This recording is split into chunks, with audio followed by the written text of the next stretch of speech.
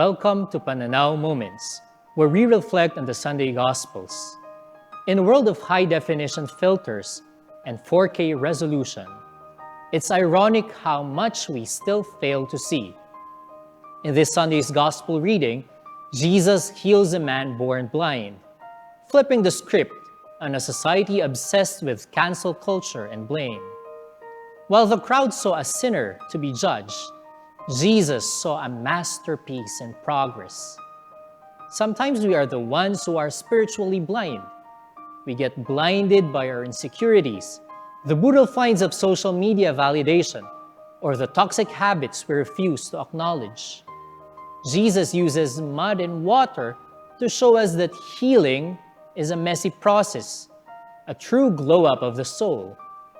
He's calling us to wash off the dirt of judgment and pride. Real awareness isn't about tracking every trend. It's about seeing the dignity in every person we meet. God loves each and every one of us, and such is the light of Christ's love. Stop merely looking. Start truly seeing. Thank you for journeying with us.